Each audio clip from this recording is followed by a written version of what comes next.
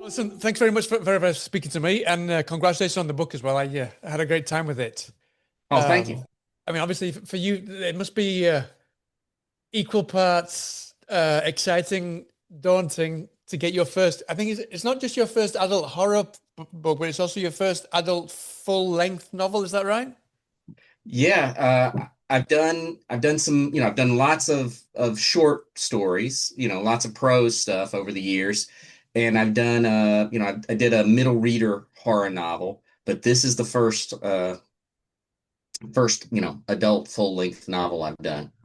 And why so? Why now? And this, I think you're about the same age as me. I've just turned 50. So why now? Why did you decide it's time to go adult full length? Well, it's something, even though, I've been doing comics now for so long. That's what most people know me for, is I write comics and graphic novels. But I started, when I first started trying to, break in as a writer, it was with prose. I was writing stories and uh, submitting novel proposals and probably doing it very wrong, but I was, that's what I was trying to do, in the beginning. So I've always loved it. Uh-huh. Um, I've always wanted to kind of throw myself into a novel like this. It was really a matter of finding the time to write it. Uh, it, you know, I focus so much on keeping the lights on. And in comics, that means I turn scripts in and I have to keep scripts going out constantly. So I had Right. to get to a point where I wasn't quite so obsessed with, where it wasn't necessary to have those scripts going out constantly, and I could take a few days a week to really focus on writing the novel. Uh-huh. But at the same time, I imagine you needed quite a few different stars to align to make sure that just the right story, just the right light bulb moment came when you had that time on your hands, no? Oh yeah, I have notebooks and notebooks of ideas, all Right. half baked, some quarter baked, some, all these ridiculous ideas that I'm jotting stuff down at all the time.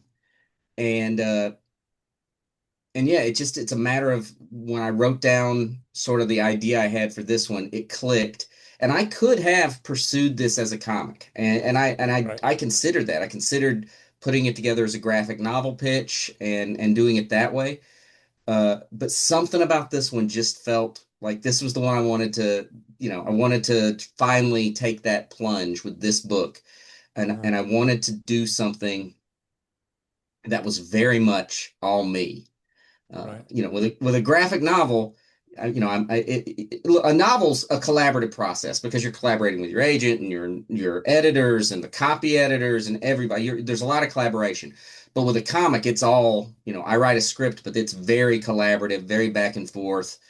And I love that process. It's what I love about comics. But I also wanted to do something that was completely on my shoulders. Right. So, I mean, talking about your background in comics, I'm quite curious how that helped you to write this novel because it's so brilliantly descriptive. I really, really imagine the whole Wilson Island so perfectly in my head because of how descriptive it is. I imagine that's possibly from your background, but I'm quite curious, Uh, you know, what of uh, your comic probably backgrounds? to yeah, Sorry. probably to some degree. I think when you're writing a comic, I try to give the artist enough information. I try to make it descriptive. I try to make it fit. A lot of comic book scripts, you read them and they're very, very dry, very, one sentence. Right. Mine have never been that way. And that's actually probably prose informing my comic scripts Right. Sure. because I was trying to make the scripts fun. I always try to make the scripts fun for the artist and the editors to read. I want it to be something they can enjoy and they can envision. They're my first readers. So so over the years I've honed that a little bit. So it's weird. It's probably prose informed the comic scripts, and then what I've done over the years has now informed this novel. Um, I think the biggest thing for me with and how comics helped back in the days when I was writing lots of novels, I was just freewheeling it. I was just going out there and just writing with no real plan. And so many of those novels that I was trying to write kind of fell flat because I didn't know where they were going, and the story just fizzled out. But with comic books, you have to outline everything. Every little detail has to be outlined in advance. So I took that and I really outlined the heck out of this novel, where I wanted it to, where it was Right. starting, where it was going to go, how it was going to end. And that's probably the biggest thing for me is the outlining process is something that has kind of gotten ingrained in me from writing comics. So I took that and applied it to the novel. There's still plenty of room for changes and things to surprise me, but I just needed that frame. I need that framework to make it all happen. Mhm. Yeah, I mean that was one of my later questions. I was going to ask you if because I mean obviously I don't want to give too much of the story away because it would spoil it. There's so many different things, and there's some very big kind of twists sort of Right. halfway through towards the end. So I'm quite curious how much of all that was like you said that you kind of quite fastidiously planned it all out, but how much was reverse engineered and how much of it actually surprised you surprising yourself when you got to Um, certain points in the book? I, I admittedly, this idea all came about because I wanted to do something where readers would start with one kind of book and end with a very different kind of book. I knew that's what I wanted to do. So that was all planned out. There were changes, again, not to spoil it. There were changes in some of the finer details, but it was always planned out that this would happen here, and that leads us to this. And all of those elements were in there. What really kind of expanded, some of the characters really expanded beyond what I had initially Right, had planned for them. Um, and uh and that was super fun to dig into those characters. But the big twists were all planned out from the beginning. right. Uh-huh. So there wasn't so when those twists came along, there wasn't anything that you thought, hang on a second, we can twist it even further, or there's something that Oh, came came to mind absolutely. later on. Yeah, There were some moments in that. So the twist was always in motion, but I guess maybe a third of the way through writing the book, I remember I wrote most of this book sitting at a coffee shop over, months and months. I'd sit at the coffee shop and write the book. Um, I remember maybe a third of the way through, I thought to myself, I really want to make this even weirder than I intended. I right. really want to make it strange. And I kind of leaned into and embraced this idea uh, of just surreality. I wanted it Yeah, to be a little bizarre to the point that even the world, it's our world, but there are moments in it where I'm like, okay, this is our world. It's just off just a little bit, just to make it just a little weirder than it might, uh, normally be. And that stuff was super fun for me. When I really embraced the weirdness is where I started to, uh, I, I I I mean, to love love it even more. I love those kind of books. I mean, I remember things like I'm thinking of ending things. Books like that. I don't know if you've read that, and then it just suddenly Yes. goes somewhere, and it just leaves you in this headspace that you didn't expect to end up in at the end of a book. So, I mean, I'm curious. Those kind of books, they either work like that, and they just leave you needing a shower and just kind of mulling over it, or they can fall flat. So, how did you kind of approach that to make sure that the readers wouldn't kind of be miffed at the way that it switches, if you know what I mean? At the tricks I'm pulling on them. Yeah. Yeah. Um, what I hope I did was I made the characters interesting enough that they would embrace the characters and go along with it with those characters. Um, I used some I used some tricks I use some world building tricks that I've done in comics where I start out with sort of archetypes and then try to make the archetypes because they're easy to accept and understand, and then try to make those archetypes a little more interesting. And then the one thing I really wanted to do is a lot of books really go into the strangeness, but they're kind of dense and difficult to get into from the language and everything. And I really wanted this book to have sort of an easy entry point, Right. easy to read, easy to follow. Uh, and yes, I had some, debates with editorial about how much uh to reveal and how much to really explain, because I always lean more towards I explain nothing. You can figure it out. And that Yeah. wasn't the right move. So editorial so we kind of landed on a middle ground. I did want it to have some unexplained elements and things that readers would have to kind of mull over and think about going forward. But I wanted it to be relatively accessible, and I wanted the characters to be accessible. And I figured if that was the case, readers could follow along. And also, uh, I think everyone can right. We can all embrace over in recent years things just changing on us out of nowhere, Absolutely. Yeah. and nothing's the same. So I You could think have we've told all you could have told your kids this about 10 years ago and they wouldn't have believed you. Yeah, right, exactly. right, yeah, Yeah. I mean, you mentioned that the characters were very kind of important for you to be able for the readers to be able to embrace them and kind of relate with them and kind of they pull you into the story, you know. So I'm quite curious, what came first? Was it the actual story ideas, the different beats, the plots, or the kind of the ending, or were there certain characters there that you already kind of had noted down that you wanted to fit into a story?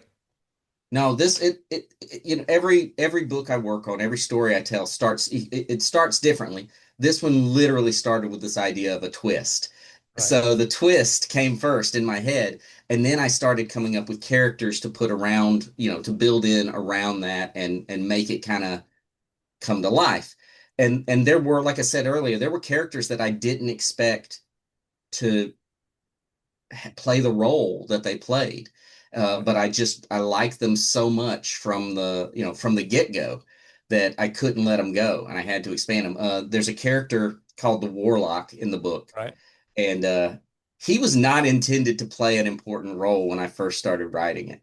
But I loved him so instantly that I was like, no, this guy has a big part of this story. Um, and there were other elements that kind of sprung out in different characters, but the Warlock's the one I really think about because I did not intend him to play the role he played. Yeah, it played out a little bit, not just that character, but various characters. I loved the different perspectives because it played out a little bit like the film Weapons. I'm guessing Sure, you've probably seen it. I With did. these different Yes. these different perspectives, which and like one of the characters was a bit warlockish in a way. Yeah. Yeah. Um, Yeah. For sure. yeah. So I'm quite curious how you approach the perspectives. Are we allowed to say that one of the perspectives is actually an antagonist without giving anything else away? Yeah, Because I'm I think really, we can really say that. curious. It's quite early on, if not, is it the first scene or the second scene? I can't remember. It's right at the It's beginning, the no? third chapter or third or fourth chapter is from the big antagonist, one of the big antagonists' That point of is, view. yeah. So I'm quite And curious how you approach that because you mentioned there that you prefer, if you can, to kind of hide everything until the last minute, but going into it with kind of the perspective of this person was yeah, obviously you're laying down a gauntlet for yourself if you're not used to doing something like that, no? it was a challenge, but it was something I wanted to do from the beginning. I wanted that character to have a voice, and I had to clever, I tried to cleverly mask, some revelations about the character, but I also wanted that character to raise some questions with readers. I mean, it's that um, that character is without. I mean, it doesn't spoil anything to say that character is doing some terrible things, Right and from yeah. yet in that first chapter, he's showing a little bit of kindness and a little That was one of my sympathy. questions. Yeah, he showed he actually because there's ruminating. We can say that. Right? Yeah, There's ruminating going on. Then you can understand, or he gets across. He conveys that he empathizes with certain people that he yeah, probably wishes he couldn't. right, exactly. I wanted that character, even it's not a character you're supposed to like, obviously, but I wanted a character that people look, as a kid, some of my those old Universal Monsters movies and things like that, Frankenstein's monster was such a sympathetic creature. You felt Yeah. sorry for him. Same with Creature from, the Gill Man from Creature from the Black Lagoon. You feel sorry for those creatures. And I kind of wanted to infuse a little of that into the story. I don't like him, but maybe feel a little sorry for him. Little a bit of little Yeah. humanity in there somewhere. No, yeah, absolutely. And we can't not talk about another character, of course, which is Wilson Island. I said before that you really, really described the place. Like, is it real? Is it based on something real? I mean, you said there that you sat in a cafe, drinking coffee. What was it? Was the cafe where you wrote close of it called the Red Eye, or is anything No, inspired by real life? it is all of those Wilson Island elements are inspired by something in real life. Yeah. The coffee shop I wrote it in it was not what I envisioned the Red Eye Diner. Um, but when I was a kid, I grew up in North Carolina. My dad took us to the coast all the time to go fishing. And most of the time it was this little area called Harker's Island. And Wilson Island is Harker's Island. It's my Right. memory of Harker's Island. The marina, the hotel, the diners, the stores, the mailboxes I described, things like it's all elements of things that I remember from those trips to Harker's Island. Hmm. And I thought about while writing, I was like, maybe I should go and do a visit Yeah. Harker's Island and see how much it's changed. But then again, I wanted it to feel more like the Harker's Island I remembered I rather remember. than Oh, yeah. what it is now, which, I did do some Google searches and things like that, and it's changed, but not as much as you might think in all those Right. years. Uh-huh. I mean, the reason I ask is there's some very, very specific description of things like the red eye diner, the sign, how it's changed over the years from an ice cream place to a coffee place, just the And sign, those kind of things. and It's like it was very and specific, which is something that I'm not used to reading in books, and it kind of really, those really are and gives you a yeah, sense of location. Yeah, and a lot of those elements are picked up from things all over. I mean, it's a sign. While much of it's inspired by Harker's Island, that sign is inspired by something I've seen, here where I live now. And so I pick up those little things. I I I jot them down when I see I see stuff like that. And sometimes it's just very small details, inconsequential details. I remember I was years ago when I was in college, there was like a wooden walkway that would go up into our library, and it was painted, but the paint had worn off in a little path right down the middle of the wood. And I wrote that down. And that was the moment I was like, I got to write everything I see that's weird like that, right. not weird necessarily, but has Off kilter something. slightly. Yeah, something I different. would Yeah. I would like to write it down because I think that stuff uh it brings it to, it can bring it to life a little more. Exactly. That's what I mean. Just brought the place to life. Before we even went into the diner, that you described the sign outside and just kind of Yeah. brought the place even more to life. Absolutely, yeah. Um, I want to speak a little bit about the people that live on the island. I don't want to talk too much about the characters because I want people to discover them Sure. for themselves. But a lot of them, it's right from the very first page, I think, there's a lot of talk about people wanting to leave. They feel that the island is an anchor, but not only that, but also most of the characters are trying to give up vices for some reason or other. I'm very curious why those two specific aspects of the characters and the island play kind of very heavy roles Yeah. in the s- story. Sometimes when I write things, I don't usually set out to say here's a theme that I'm going to explore. I mean sometimes, but not often. And this theme of trying to break away from something, to find something better, was not in my head when I sat down and wrote those first lines, but it quickly surfaced, and I mean, to the point I recognized it pretty early on. I was like, okay, this is something I, for whatever reason, need to get off my chest. Yeah. And and I just maybe I've just been thinking a lot about what you want to do in life and what you have to do in life. That's And definitely what it felt like when I yeah, read certain moments where it talks about the island being this anchor and not letting yeah. people kind of let them do what they really want to do and go and do what they want to do. Yeah, Right. And very much so. I think there's just I mean it's been look, I'm lucky enough that I get to tell stories for a living, right? That was but for a while I wanted to do that and I couldn't get there because I had other responsibilities. I had to it's just like writing this novel, like I said earlier. I wanted to write the novel, but I had to do, other things to keep going. And it goes beyond that and some of it my son's about to turn 18 and I think a lot about where he wants to go and how he's going to you know, is he going to do what he wants to do with his life? And what things are going to stand in his way, and how can I try to help if I can help? I think about my wife early on in our marriage. Her mother was very sick, and I knew there was a lot of things my wife wanted to do that she couldn't do because she was the caregiver. And she had to dedicate her time to that. Now, she's happy she did it. She's, it's but being happy about that, happy that you did it doesn't mean that it's what you want at that moment in Hmm. in life. Yeah, And all those things uh I guess we're just weighing somewhere in the back, in my lizard brain. Those things were all, weighing on me. So it came out in in full force, and it came out with Willa, the our lead character, very quickly. yeah, And I was like, oh, okay.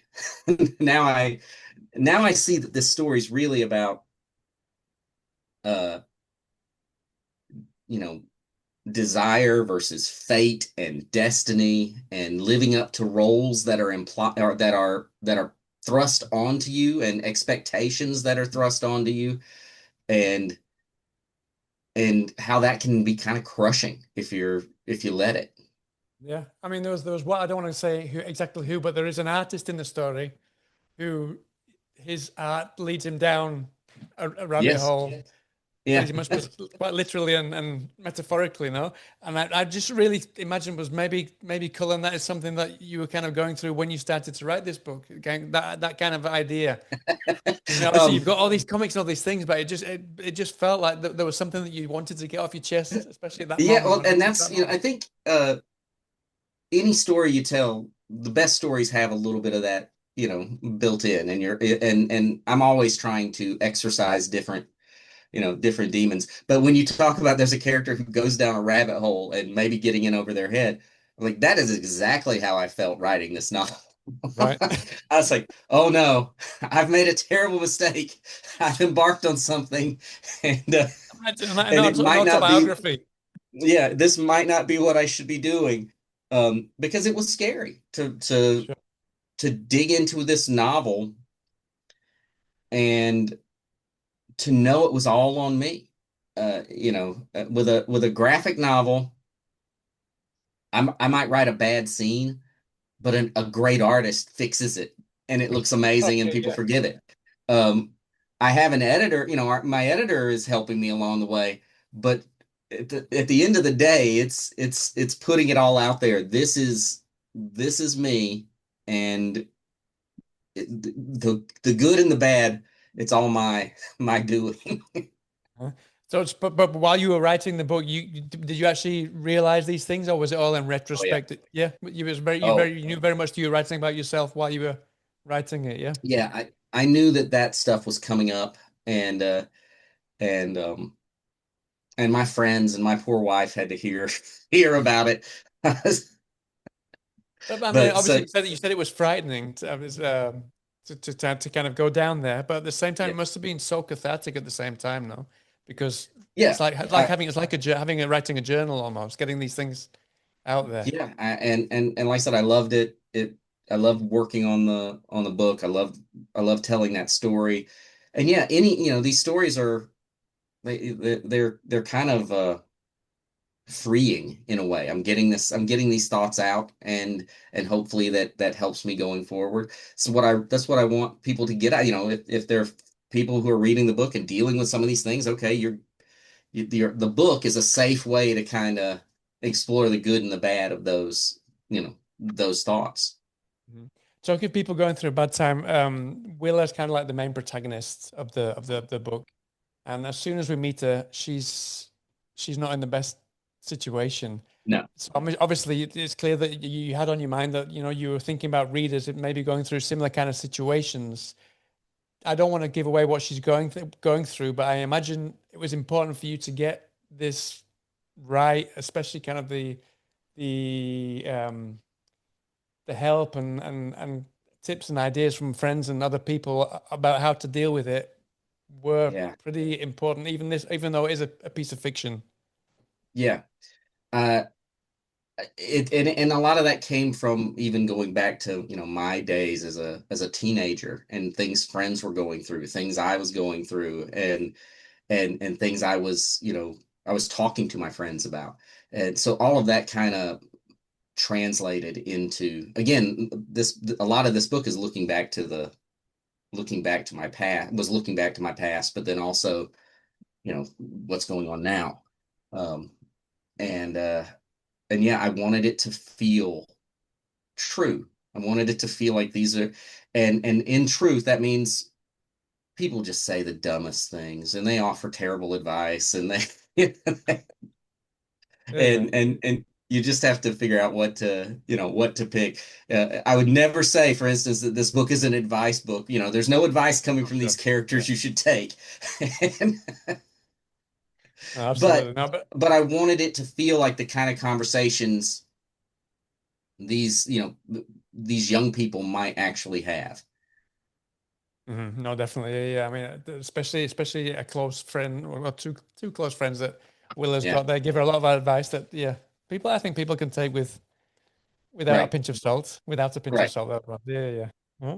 Brilliant. Also, Will, in a way, I mean, it's this. I don't want to write it off as a slasher. It starts out like it could be a slasher book, I mean, I and think so, that's fair. It definitely starts out as a slasher. Yeah. yeah. Uh-huh. No, but the reason I Where it say that is goes, because yeah, go somewhere else. But the reason I say that is because Willa is kind of like the final girl of this slasher in a way, absolutely. but it really does subvert the trope. So I'm quite curious how you wanted to make sure that she felt like a familiar final girl that people will love and enjoy and kind of know what to expect, but at the same time make sure that she didn't kind of become formulaic and kind of boilerplate, and you bring something new to the slasher final girl mold. Yeah, I write a lot of female protagonists in my books. I always have. I did a book called The Sixth Gun that's basically a farm girl who is the lead. She becomes the hero of the story. And I did a book called Harrow County, which is all about this young witch, and she's our lead character. And and people have asked, how do you make them feel realistic? How do you not embrace, how do you not fall into the tropes Yeah. or the stereotypes? And really, it's a hard question for me to answer, because what I do is I just try to write them as people, and people are conflicted, and that means that and Willa is a very conflicted person. I wanted her to be charming and funny, and there are moments where you see her charm and her fun side come out, but she's also dealing with these some very serious stuff. I wanted her to uh, seem tough and a person that would stand up for herself, and we see that, but she's also afraid. She's terrified, and I think it was just trying to make that realistic. And I didn't sit down and say, how am I going to make her not like another character, or not like like a Yeah, sure. stereotype. I didn't sit down and say that. I just said, how do I make her feel realistic? And then I just let her, I let that kind of go. And my hope is that, no, she feels like her own, like something new. I think where she ends up is different from what you might expect from, the final girl role. Uh, but yeah, it was more about just trying to. I just wanted her to feel realistic, and sometimes realism is a stereotype. I don't know. Yeah. I hope not, but that was what I was thinking. Uh-huh. Yeah, I mean, couple to that, I also we've got these younger characters around Willa's age, and then also we got the older characters, the sheriff, the police force, and Yeah. that I felt also. I mean, maybe that's going back to what you've how you talk about people feeling kind of they've been forced to live on the island all their life. I felt like there was this big kind of difference. The generation gap was something that played a very important role as well in the story. Was Yeah, that very intentional as well? it was. I wanted the older characters to be, without ever saying, it's like I'm looking in a mirror and seeing the future. I never wanted to say that, but I wanted those older characters to be a little bit of a reflection of where, at one time these characters were, young men and women with big dreams and maybe wanting to go somewhere, and they're still on the island, and they were absolutely sort of a look into the future for all of the younger characters. Mhm. Brilliant. Uh-huh. So then, and also, but what was the specific idea for you to set it on such a small island at the same time? Was there any, I Um, mean, was it just because of the memories like you said before, or was there a specific reason? I imagine it I, came very early on that you wanted to set it on this kind of I, isolated place. No? right. I knew it needed to be, I wanted it to be sort of a coastal setting. So that was early on. I wanted this coastal setting. I just felt like it felt right for it. And from a story perspective, there were things that I could do in the coastal setting. And yeah, I wanted to isolate the characters a little bit. So that's I mean, very self-serving reason, but I wanted to isolate those characters. Um, and the island felt like they were apart. The island felt to me like something that people that might want to escape. And when you want to leave that island, you're going to leave by boat or by a bridge. Those are your options. I guess you could swim, but I wanted it to be something that felt a little confining. Yeah. And the island had a border that I wanted it to I wanted to be a very real thing for these characters, and even to the point there are landmarks, a lighthouse that's beyond it's beyond the island, but it's unattainable. It's collapsing. It's not. I wanted the world beyond the island to seem like another place, like Yeah. a very almost like a mythic place. Yeah. No, it does. It comes across as this very isolated community, and I say community because we have this. There is such a kind of a really populated place in terms of how many characters you bring into the story. That in Yes. itself, I was a bit concerned when I went in because I was like, "Whoa, this is going all over the place." But it worked so well because it really kind of gave me a sense of the community that is isolated on this island. But I You, can't even imagine how much work went into kind of deciding which perspectives to use and which and where to bring them in and how to make sure it all flowed together. Like I said, it was a little bit like weapons in a way with these different perspectives, yeah. but it just the penny suddenly dropped and it worked perfectly. But there was so many characters there. Yeah. You were concerned. I thought I was like, oh, I've gone too far. I kept thinking to myself, but and yes, I have notebooks and notebooks. I have charts connecting characters to each other, and like a conspiracy theorist board on the back wall, with lines drawn to Yeah, each yeah. character. I have that all over my notebooks. Um, it was maybe a little ambitious for the first novel to have so many characters. I get the But feeling that it was very. You say it's ambitious, but I get the feeling it was very important that all of these characters were in the book, and you gave them all their own perspectives for some specific reason. yeah, I wanted and there are characters in this book that appear only for a little, for very short, for glimpses. Yeah. And there was a version of this novel where those glimpses were even pulled out in the chapters that were one or two sentences long. And it was just like here, I was really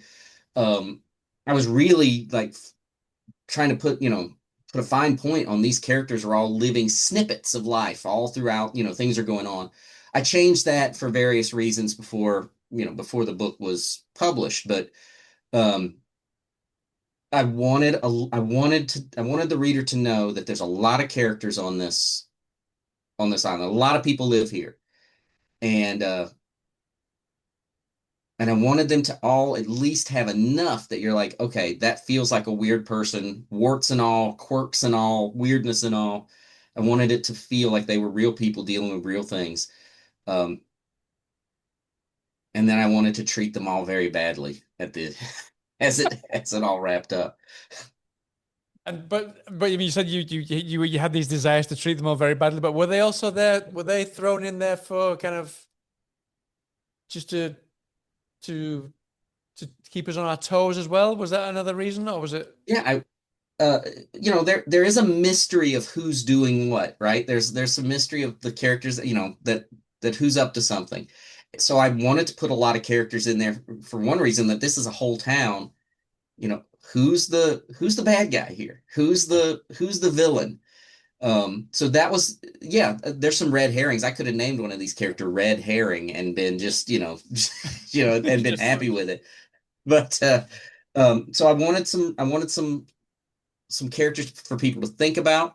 Um, I wanted some characters that people want to see succeed, and I wanted characters that people didn't want to see succeed. And I wanted it, and more than anything, I really wanted it to feel like a living, breathing community of people. which it absolutely does? Yeah, yeah. Hmm. Yeah. So I mean, just before I finish, I don't like to talk about kind of the inspiration or what it kind of echoes. But for readers who haven't read any of your work, who haven't read this book, what kind of inspirations or kind of similar kind of themes would you say that you went for here that would interest them in reading this book? Yeah, well, again, there's some of those inspirations I don't want to mention, but for Sure. sake of not spoiling Not giving something, things right? away. Yeah. Yeah. But yeah, I drew a lot on a lot of slasher type, and slasher fiction. I did draw on that a little bit. Uh, I wanted to lean into that, and I think if you were a fan of, say, My Heart is a Chainsaw and that kind of novel, Right. I think those inspirations are right there on the sleeve of this book. Um, I also not that I not that I've ever written like this person. I wish. Uh, or that I could ever pull off the weirdness that this writer seems to pull off. But Bentley Little, just there's so many Bentley Little novels that are always in my mind. Um, I don't know that it's necessarily something that I would say is an inspiration for this book, but I was rereading "We Sold Our Souls" by Grady Hendrix Right. when I was writing this, and I was like, oh, Yeah, I which think I that's saw my it fa yeah, I think I saw you. You wrote that you were catching up on some of his books, and that was one of your favorites now, Grady that Hendrix. is Yeah, my favorite Grady Hendrix that's right. novel. I Yeah. mean, I like many of them, but that one for some reason just speaks to me in an interesting way. No, So I love books, horror books that blend music together. There's just some yeah, great books. I don't know if you've yeah. seen. So I just recently read this one. It's a fantastic book as well. I haven't read it yet, but it's on my list for Great. sure. So Great. Yeah. yeah. Um, so yeah, just a lot of different. It's it's tough for me because I read novels and I'm like,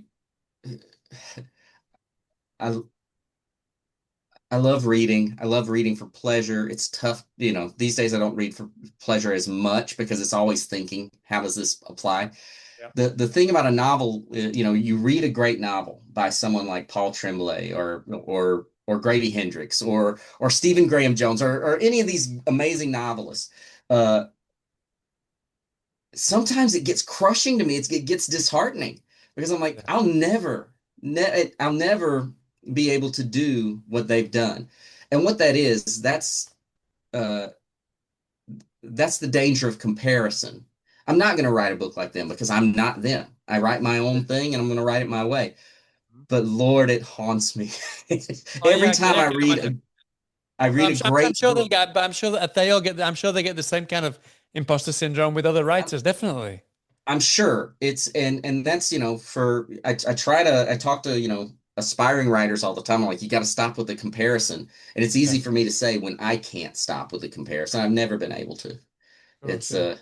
and the bottom line is I don't write like they do. I tell stories in a different way. I tell different kinds of stories, and and the comparison of it, I have to fight through that, but Yeah, it's you always got to there. embrace it. Yeah, you've got your Yeah. own voice and just have to Yeah. embrace it as best you. Yeah.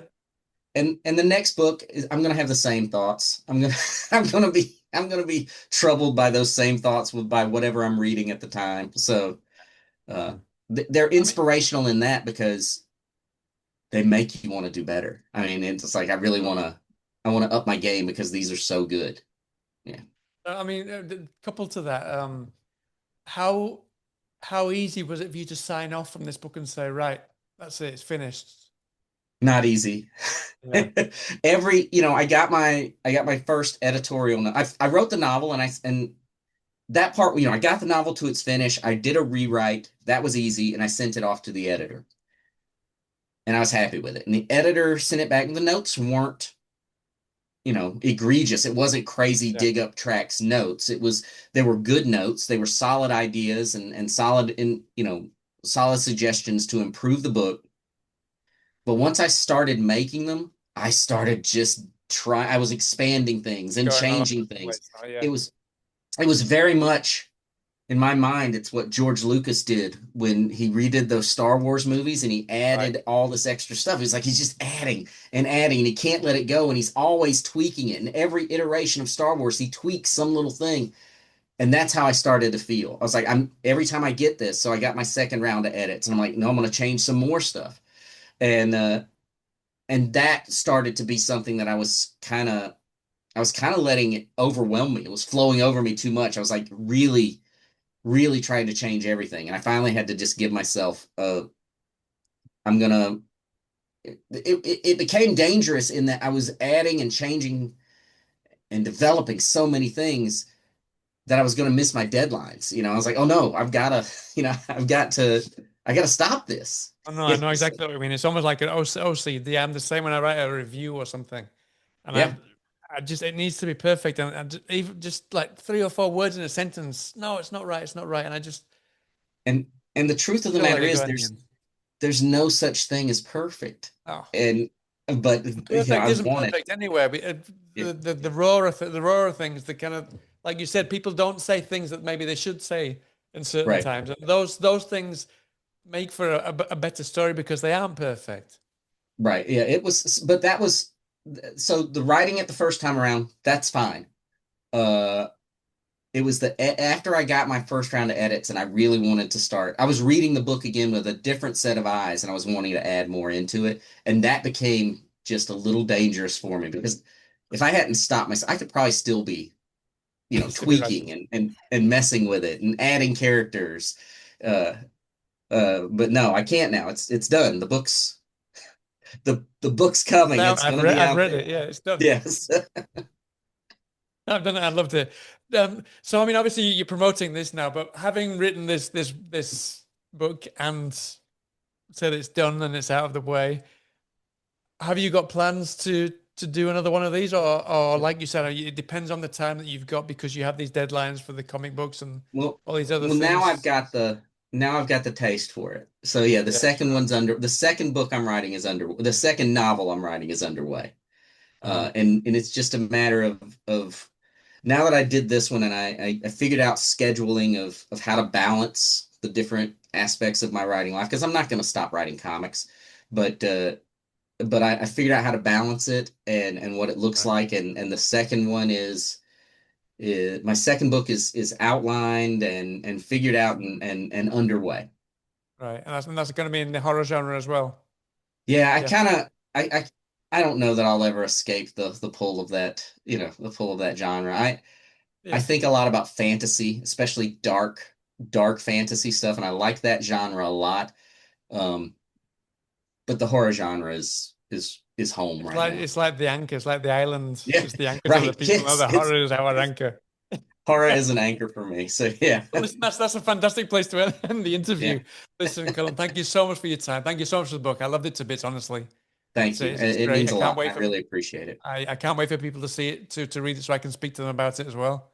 Yeah, You I'm too, I I'm imagine. ready. I mean, you've probably spoken to a few people about the book I itself, have. no? I have, but Yeah. I'm excited to see what people think of it. Will you be taking the book on tour?